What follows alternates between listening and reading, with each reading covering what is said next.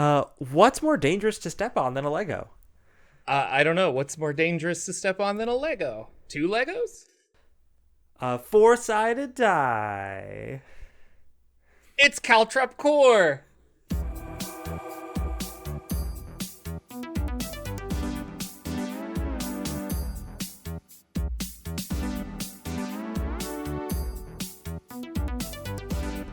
Hey everybody, Jordan here, the PH is silent, and I'm with my good friend Lex, and we're going to do another game with Lex today, talking about an intro to tabletop design with a game called Caltrop Core. Caltrop Core is pretty interesting because it's free. Well, I guess it's not that interesting. Cairn was free, lots of free things out there. Knave, Maze Rats. But this was specifically published to help you design games. So it is like, here is the mechanics of a game. Now go and flourish, make your own game with it. And I personally haven't reviewed anything like this, I guess. Lots of people will take, I feel like you could just play Maze Rats and enjoy it just fine. But this one, it's like, I really should build something with it as opposed to just playing it straight out of the box. So we're going to go through and look at Caltrop Core, and then I have picked a couple games at the end to kind of talk about it. Caltrop Core, an introductory to game design, which I think is really interesting. Copyright 2023 by Lex Kim Bobro. Are you a Kim Bobro? No. So no relation.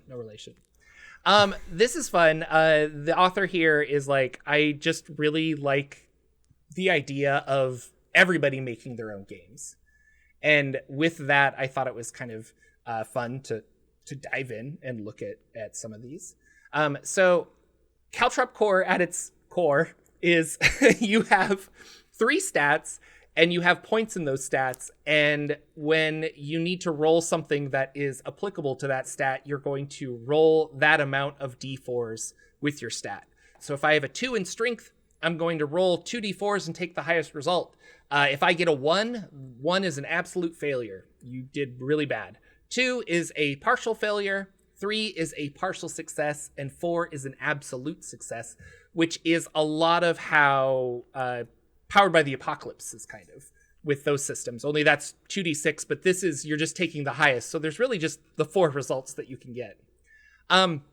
He has 2 different styles of play. One of them is a point system, and the other is token-based and stat-driven.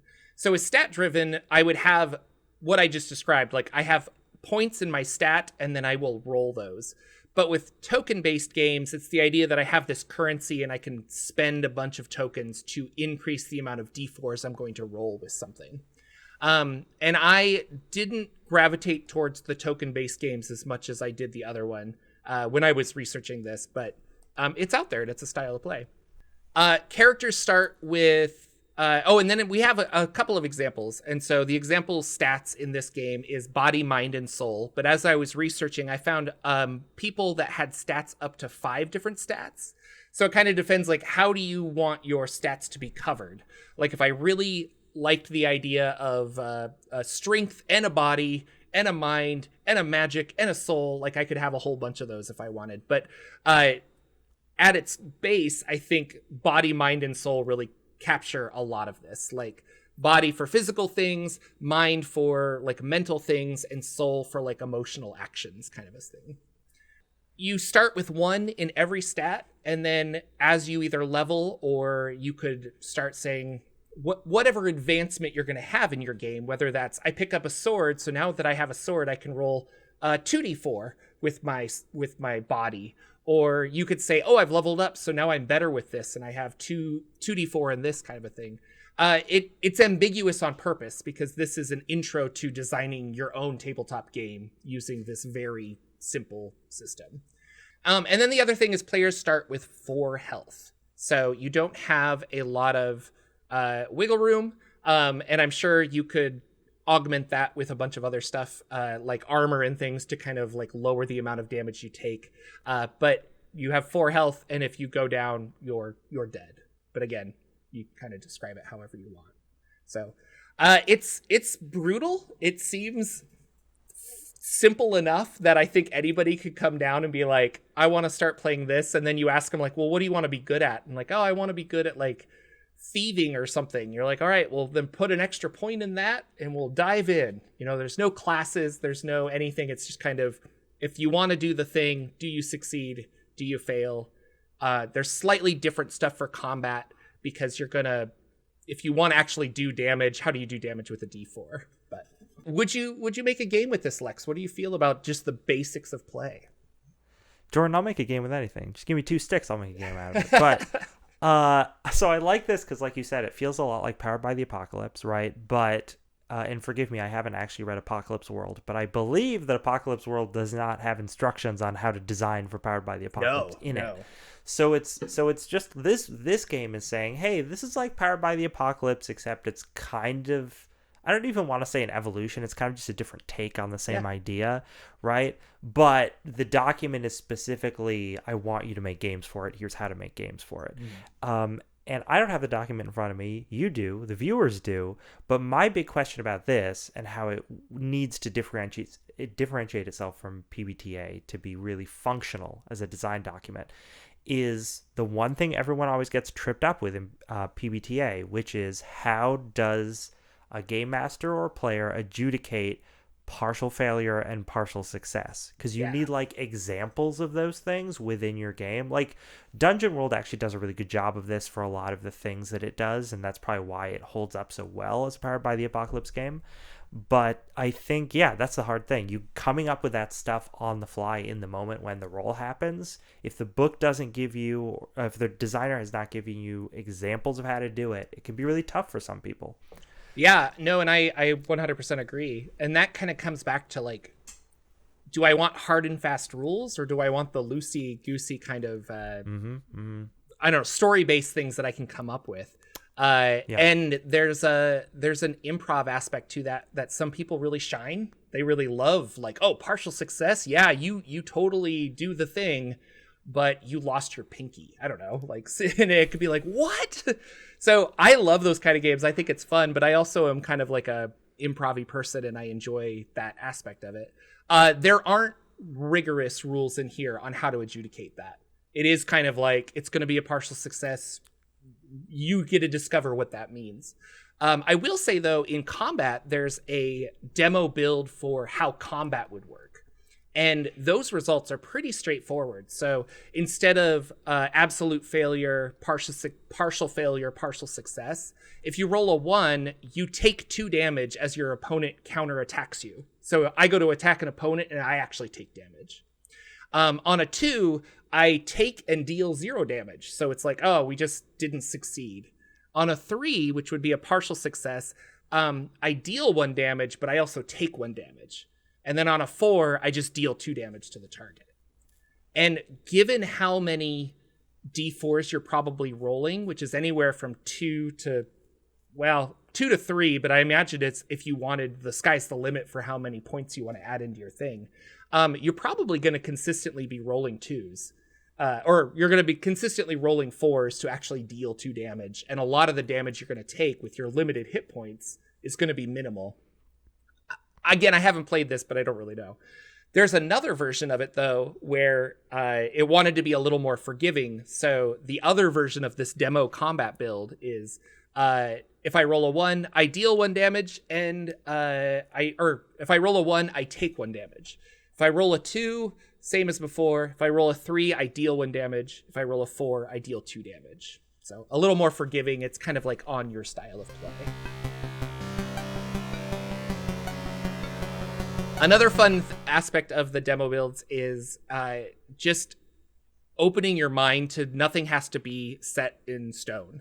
And one of the interesting things I thought was like, if I want to do a class system, here's a potential way of doing it. So warriors, your body stat would increase by 1, and you gain the ability tough, which is any damage you take is reduced by 1. Really helps you out. If you're a rogue, you would increase your body or your mind by 1. And then there's an ability there called Street Smart, where you actually roll body and mind together to sneak or pick locks or scope out a place for information. And I like that aspect where it's like, no, you could just combine these two stats and then you get a double roll, but only for like specific roguey things, you know? Cleric is the same way. Like, I can roll body and soul to restore health. And then wizard is like, I can roll mind and soul to unleash certain spells and things like that. Just kind of fun. And then more demo builds of how do we level up if you want to actually have that in the game. What's the advancement? And then something that I really like is like it specifically says fail forward. Like, try to have your players maybe get like an XP for every roll they fail or for every task they fail, so that they can learn from their, like, the characters learn from their mistakes and advance that way, which I thought was kind of cool. And then obviously you could be like, give an extra hit point or give an extra ability or things like that. It's pretty simple. And then at the very end, it has some Caltrop Core games. Like, here's some various games that are made. As of going over this, he published this. This is a revised version. It's version 1.2. But it says that there's been a Caltrop Core jam on itch that people made 92 games in 6 days. And then if you go to the Caltrop Core directory, there's over 230 games that have been made with this system, which is kind of fun. Some of them are free, some of them are not free. I went through a bunch of them, and I wanted to highlight 3, but really I just want to highlight one. But we're going to talk about it a little bit. One of them was called Caltrop Tactics, which this is very simple. It's only 4 pages, but Caltrop Tactics is almost like you're creating little Caltrop Core characters, and so you have like miniature character sheets in front of you, and you play them out like a Magic the Gathering game. Like, you were like, okay, and now my wizard's going to attack, and you're actually fighting against another person on the other side who has their little Caltrop Core army, and the two of you are like feuding to see like who dukes it out. And it's just dice rolls at that point to see like what's going to happen. But it's a clever way of taking a simple system and making it do something completely new and different, you know, but still in the game, in the vein of like, it's a game and it uses D4s and we have this kind of system. Another one is Crystal Souls, which is a very simple game, but heavy on theme. It's a sci-fi fantasy game where like the government is not working anymore, and there's these weird people that have been tied to the essence of crystals, and they're able to draw power and distort the universe. And so now the Crystal Soul people are being hunted, and you have to go around and adventure as a Crystal Soul person. And what does that mean as you travel through space on your spaceship and do other kind of cool inspirational things? It's fun. Like, you just need D4s, and it's a very simple game. This one is heavy on theme, like the world that you're playing in, but it's a very simple kind of style of game. And then the last one I want to talk about is called Retro Save the Night. And this one I specifically chose because it has the most Lex vibe I've ever seen. Retro Save the Night is a Caltrop Core game. I think it's like 5 pages long. But it says it's a Caltrop Core game of synthwave adventure. And the cover is just like phenomenal. That kind of stereotypical, like, well, just YouTube synthwave music, and you'll find some kind of like Tron landscape as people are driving by. Retro is a game about synthwave adventure. You are part of the Night Riders. You're one of the chosen few that have to hold the rain-filled streets sacred and safe. You're opposed by the Daybreakers, a rival gang of punks and hooligans who refuse to recognize the vibe of the streets. Your goal is to reclaim the streets, Knight Rider. And then it says you start with a stat, one in each of these stats, and your stats are Outrun, Vapor, Chrome, and Streets. And so Outrun is your ability to move, drive, parkour. Vapor is your ability to evade, dodge, vanish, blow off attention. Chrome is your ability to fight, shoot, chop, and take hits. And Streets is your ability to charm, mislead, confuse, and lie. And then every Knight Rider has a trope, so you come up with some like silly trope to vibe with, and you make your like neon punk kind of game to save the streets. It doesn't really give you much more than that.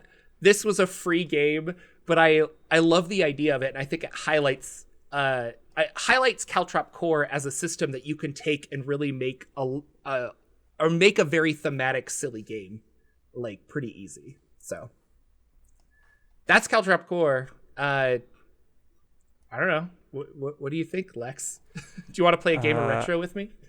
Yes, 100%. Although it's so close for all the stats being called subgenres of synthwave, because Outrun and Vapor are, but Chrome and Streets aren't. You'd have to have one of them be like Dream and another be Chill or something. Well, you make your own game, Retro 2. I've got to do it. Yeah. But no, it's really great. I love these ideas. They're super fun. You know what this reminds me of, though? Another video we did that you can check out on our channel, 2400. Yes.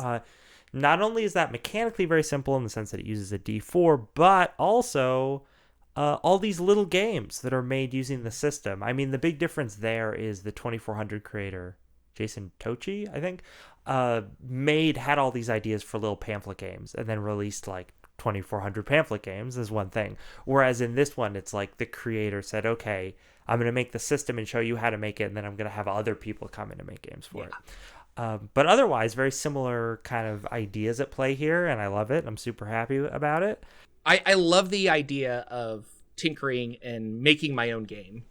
And I think it was Ben Milton said in one of his earlier videos where it's like every tabletop RPG player, if you stay in it long enough, there's always that you start looking behind the curtain. You're kind of like, what is over there?